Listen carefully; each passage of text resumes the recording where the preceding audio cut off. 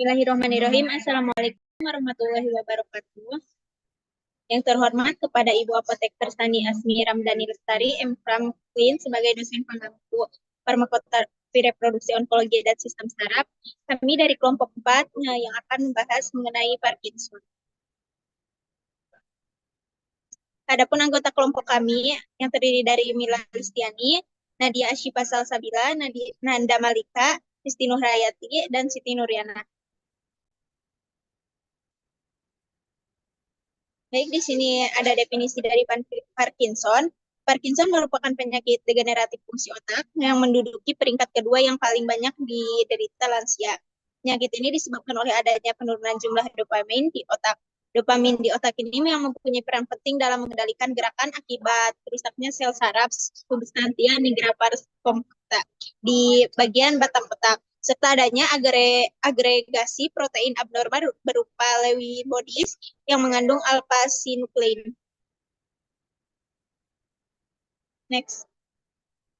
Di sini ada etiologi dari Parkinson, di mana akumulasi ini alpha-sinuklein ini di berbagai bagian otak, terutama substantia nigra, yang menyebabkan degenerasi dan hilangnya dopamin di ganglia basal yang mengontrol tonus otot dan gerakannya.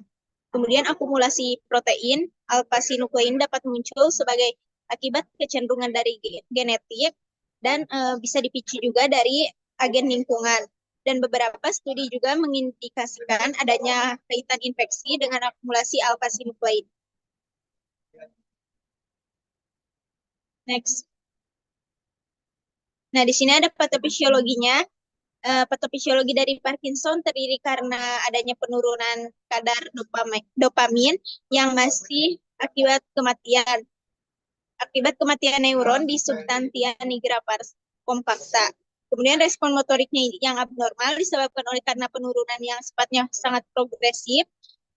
Kemudian ada kerusakan progresif ini lebih dari 60% pada neuron dopaminergic substantia nigra, yang merupakan faktor dasar munculnya penyakit Parkinson ini. Sebagaimana sel tersebut akan mengalami kerusakan, maka kadar dopamin menjadi berkurang hingga di bawah batas fisiologisnya.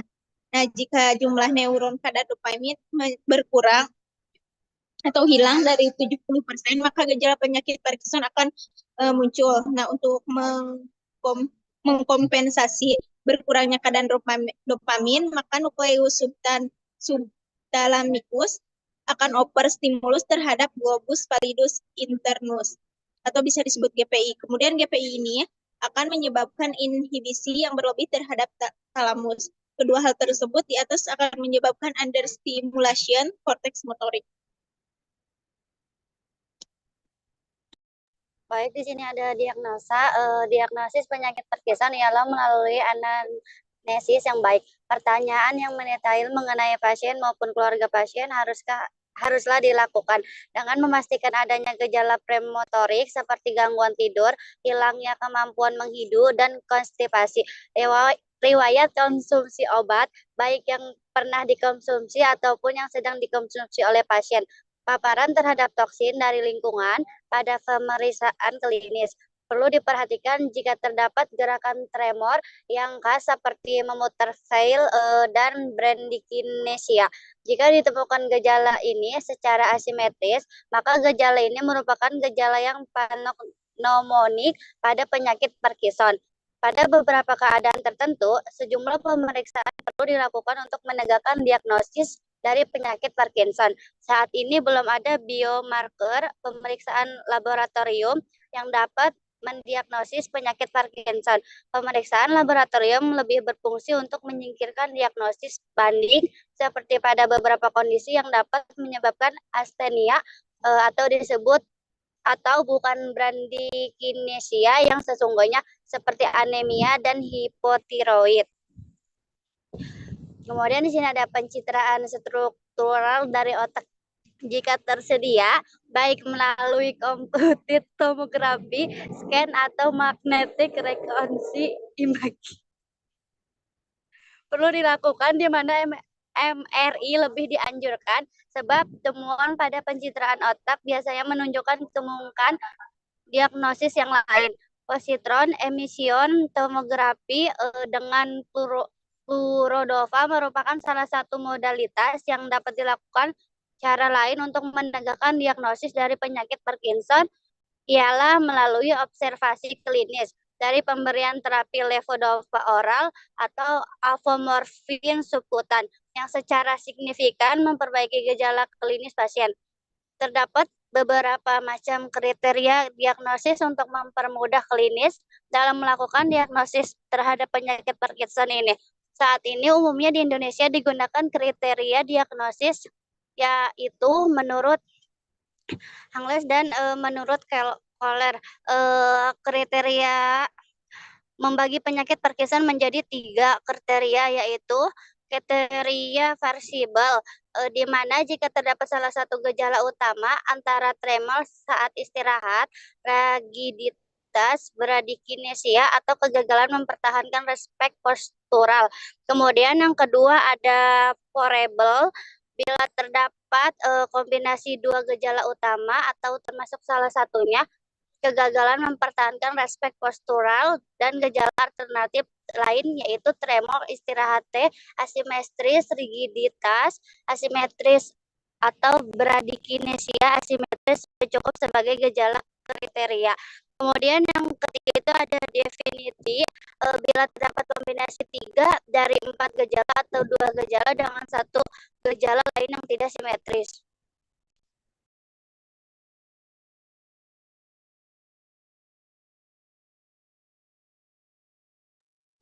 Kriteria diagnosis menurut Keller yaitu terdapat 2 dari 3 gejala khas yang berlangsung selama 1 tahun atau lebih dan memiliki respon terhadap terapi levodopa diberikan sampai perbaikan sedang dan lama perbaikan selama 1 tahun atau lebih.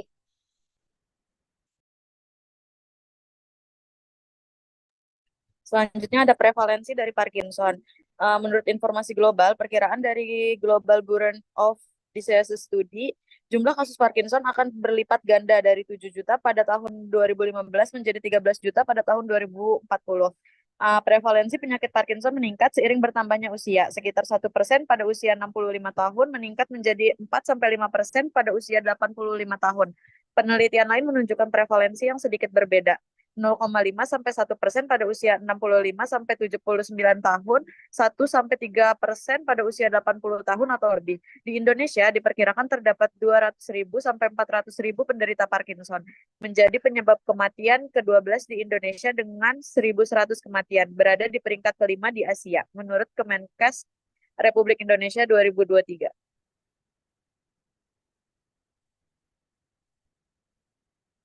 Faktor resiko dari Parkinson itu yang pertama ada usia. Semakin tua usia seseorang, maka semakin tinggi resiko terkena penyakit Parkinson. Usia rata-rata saat dia didiagnosis penyakit Parkinson adalah 60 tahun. Jenis kelamin juga termasuk pria. Pria sedikit lebih beresiko terkena Parkinson dibanding wanita.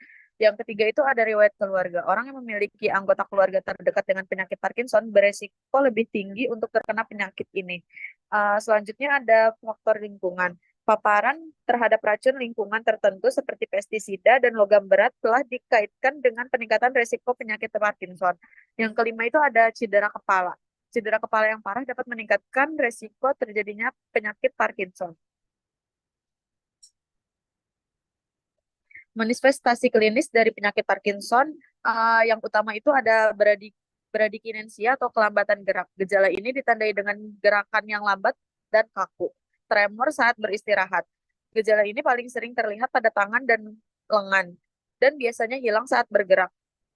Rigiditas atau kekakuan otot.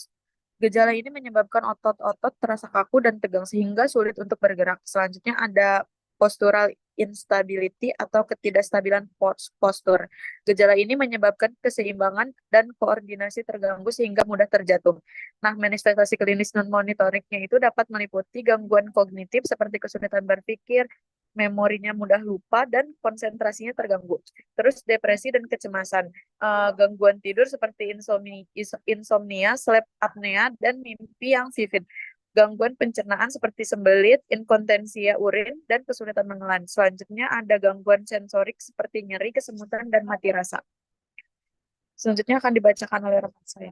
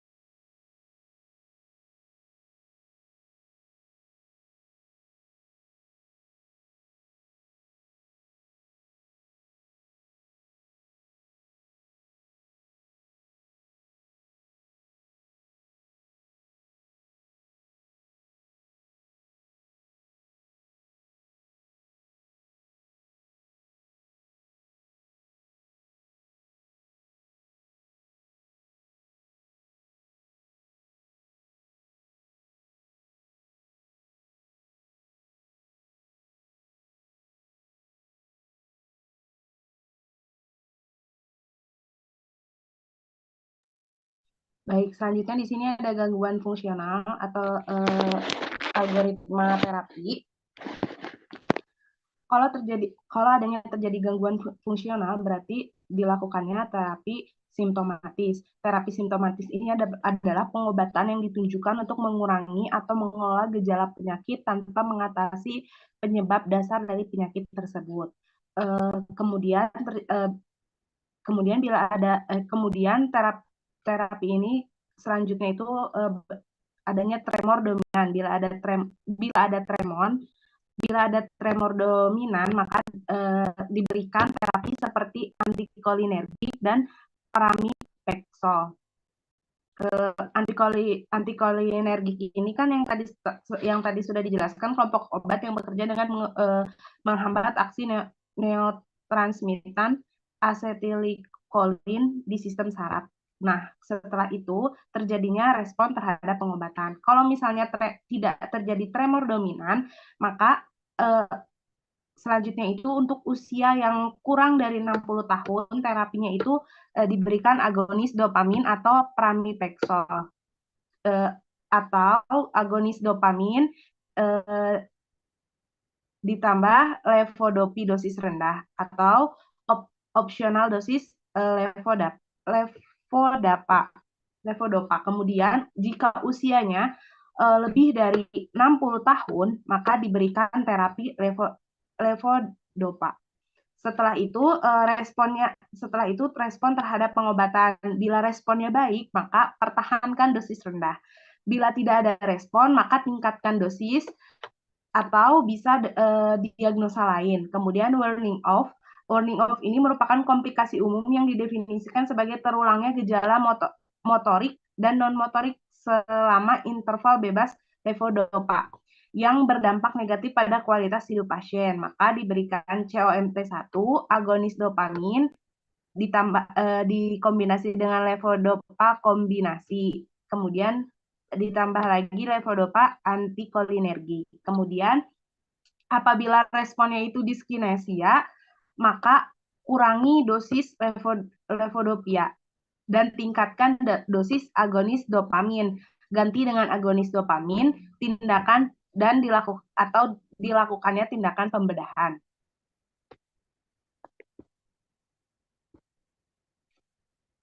Next.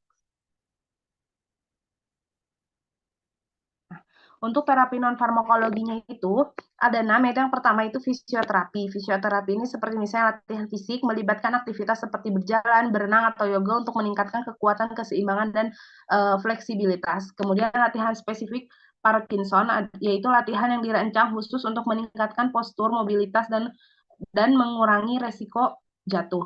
Kemudian terapi okupasi, yaitu terapi yang membantu pasien untuk beradaptasi dengan kegiatan sehari-hari dan meningkatkan kemampuan fungsional mereka. Terapi ini juga melibatkan penggunaan alat bantu jika diperlukan. Kemudian terapi bicara, fokus pada peningkatan kemampuan berbicara dan menelan. Terapi ini dapat membantu mengatasi masalah bicara yang sering terjadi pada pasien Parkinson.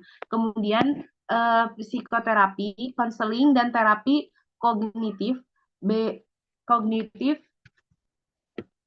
behavioral atau CBT dapat membantu pasien mengatasi depresi, kecemasan, dan masalah emosional lainnya yang terkait dengan penyakit Parkinson. Kemudian diet dan nutrisi, konsultasi dengan ahli gizi untuk memastikan asupan nutrisi yang seimbang dan untuk mengatasi masalah seperti sembelit yang umum pada pasien Parkinson. Kemudian teknik relaksasi seperti meditasi, pernapasan dalam, dan latihan relaksasi lainnya dapat membantu mengurangi stres dan meningkatkan kesejahteraan keseluruhan. Kemudian di sini ada outcome terapi. Dalam terapi yang digunakan diharapkan dapat memperbaiki kualitas hidup pasien dengan mengurangi atau memperbaiki gejala seperti hilangnya keterlambatan gerakan, berkurangnya tremor saat istirahat, dapat mengembalikan keseimbangan postural, juga menghilangkan gejala kognitif, kecemasan, gangguan tidur, gangguan pencernaan, juga gangguan sensorik. Selain itu, diharapkan pasien bisa memperbaiki kualitas kesehatannya, juga pola hidup dengan memberikan edukasi faktor pencetus Parkinson. Di sini terdapat kesimpulan, Parkinson merupakan penyakit yang disebabkan oleh adanya penurunan jumlah dopamin di otak. Biasanya ditandai dengan gejala seperti bradykinesia, gangguan sensorik, gangguan keseimbangan tubuh, juga tremor yang karena adanya gangguan saraf otak. Biasanya digunakan terapi simpetofatik. Jika terjadi tremor dominan, dapat diberikan terapi antikolinergik dan vermifexol. Namun jika pasien masih berada di rentan usia di bawah 60 tahun, dapat diberikan agonis dopamin atau vermifexol atau agonis dopamin plus Devanova dosis rendah dan opsional dosis Devanova. Selain itu, jika pasien lebih dari 60 tahun, cukup diberikan levodopa saja. Selain itu, dilakukan pengobatan non-farmakologi seperti fisioterapi, terapi okupasi, terapi wicara, psikoterapi, dan teknik relaksasi untuk mendukung terapi farmakologi yang dilakukan. Pengobatan ini diharapkan dapat memperbaiki kualitas kesehatan dan hidup pasien dengan mengembalikan fungsi saraf yang rusak.